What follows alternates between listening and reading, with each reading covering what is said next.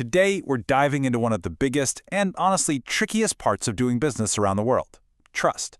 You might think you know how to build it, but as you're about to see, the rules can change dramatically depending on where you land. So let me tell you the story. Picture this. Carl Morel, a top acquisitions guy from Nestle, is in Shanghai. He's trying to lock down a huge joint venture. His team? They're on their A game. They're friendly, totally transparent, they've laid all their cards on the table.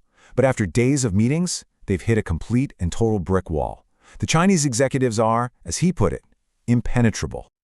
I mean, Morel's team was doing everything right. Or so they thought. They were professional, efficient, and laser-focused on the deal. So what on earth was going wrong? This is the central mystery we're going to solve today.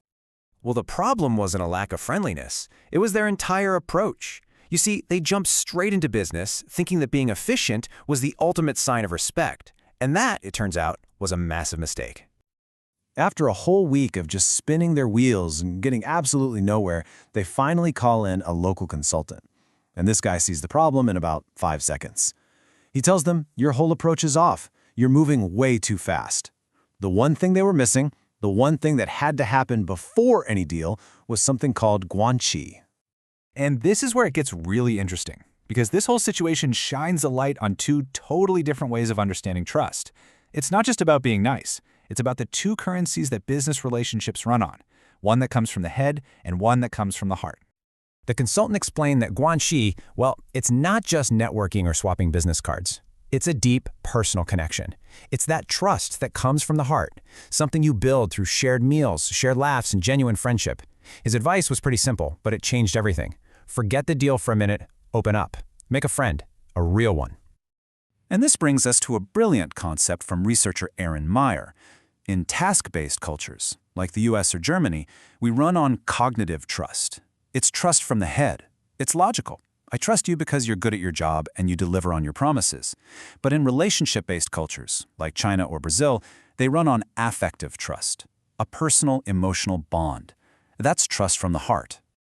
And trust me, this is not just a one-off thing. Just look at the steel company Gerdo.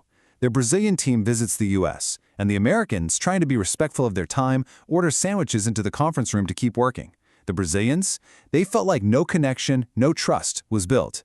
Then, when the Americans went to Brazil, they got super antsy during these long, leisurely lunches, worrying that the Brazilians weren't taking the work seriously.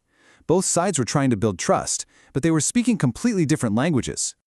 So why? Why do these massive differences exist? Well, they're not random. They're actually rooted in deep cultural frameworks that have been around for centuries. Let's take a look under the hood. Research frameworks, like the famous one from Hofstede, give us a kind of cultural map. So in cultures that are more collectivist, like China, the focus is naturally on group harmony and long-term relationships. That leads directly to that heart-based, affective trust. On the flip side, in highly individualistic cultures, like Canada, the emphasis is on personal achievement and quick results, which is the perfect breeding ground for head-based, cognitive trust. And here's the bottom line. These deep-seated values directly translate into how business gets done. A culture focused on the group and the long term is naturally going to have a slower, more deliberate decision-making process. The relationship is the goal, but a culture focused on the individual and short-term results, they're going to value a fast, efficient process where the deal itself is the prize. Okay, so understanding the why is great, but what can you actually do about it? Let's turn this theory into a practical toolkit you can use when you're the one trying to bridge that cultural gap. All right, if you're from a task-based culture, think the US, Canada, Germany, listen up. You have to consciously invest time in building that affective trust. Set up dinners, go out for drinks, and here's the most important part. Do not talk about work. Laugh, share some personal stories, let your guard down. You have to see this relationship building as a critical part of the job, not a distraction from it. Now, it's a two-way street. If you're from a relationship-based culture, you've got to adapt too. Go ahead and organize that long lunch, but maybe give your counterparts a heads up. And definitely don't take it personally if they seem anxious to get back to the office. For them, that's a sign of respect for the deal. Remember, for them, a personal connection is nice, but it's the proof of your competence, that cognitive trust, that really seals the deal. So when you zoom out, what's the big lesson here? It's about so much more than just being polite in another country. It's about completely rethinking your strategy for global business and understanding what those relationships are actually worth. And here's the real payoff. In many places, that affective trust, that heart-based connection, is the real contract. Think of it like an insurance policy. It's an investment you have to make up front before you ever need it. Because when things inevitably get tough down the road, that foundation of personal loyalty is what you'll have to fall back on.